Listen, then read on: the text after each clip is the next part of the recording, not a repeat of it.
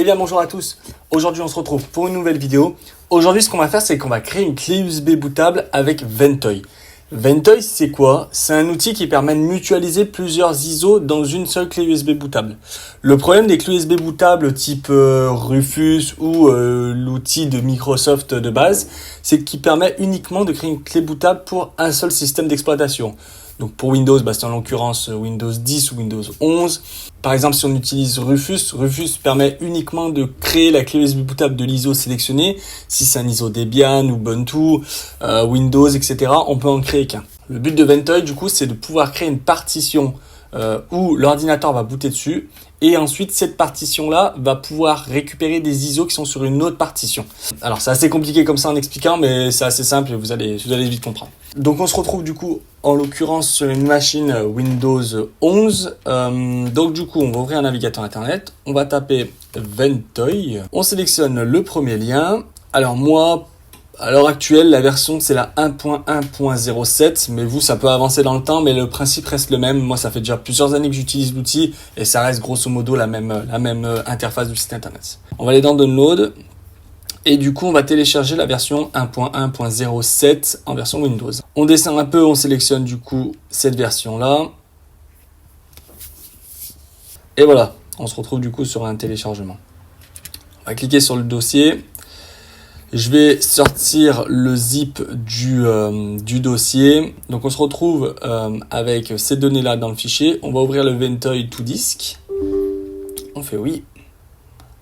Et on arrive du coup sur cette interface. Donc, pour ma part, moi, c'est une clé USB, c'est une SanDisk en 32 Go.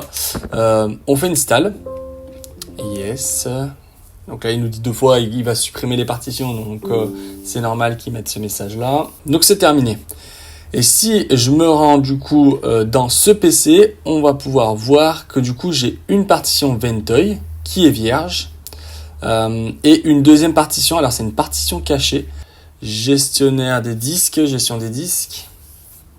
On peut voir du coup qu'il y a une partition Ventoy UEFI. Donc du coup l'ordinateur va booter sur cette partition là et ensuite la partition va s'appuyer sur les ISO qu'on a mis dans la plus grande partition, grosso modo. Donc pour ma part, pour tester, on va mettre 2 ISO. Donc on va mettre un ISO Windows 11 24H2 et un ISO Windows Server 2025. On va les coller du coup sur la partition. Donc ça va être plus ou moins long, tout dépend de la vitesse de notre clé USB. Donc ce qu'on va faire, c'est qu'on va attendre la fin du chargement et on se retrouve du coup juste après. On va booter du coup sur un ordinateur, voir quelle est l'interface et comment fonctionne le logiciel. Il y a une petite particularité en sélectionnant le certificat, donc c'est pour ça que j'aimerais bien vous montrer. On se retrouve tout à l'heure. Ok, on se retrouve du coup 20 minutes après le chargement. Donc tous mes ISO du coup se sont ajoutés dans mon dossier, dans ma clé USB. Comme vous pouvez le voir juste ici, la clé Ventoy. Donc j'ai mon ISO 2025 serveur et mon Windows 11. Donc ce qu'on va faire maintenant, c'est qu'on va démarrer sur la clé USB sur un ordinateur. Et puis on va voir comment ça se présente. Donc du coup on se retrouve devant l'ordinateur. Donc on va démarrer l'ordinateur. Et moi je vais tapoter du coup sur la touche F2 pour démarrer sur le menu du BIOS. Et on va avoir du coup cet écran là. Donc là, en fait, ce qu'il nous demande, c'est d'ajouter le certificat auprès du protocole UEFI pour pouvoir authentifier la clé USB sur le protocole UEFI. Donc là, on fait OK. Là, on fait Entrée. Ici, vous allez mettre Enroll Key from Disk. On sélectionne Ventoy EFI, donc la partition EFI.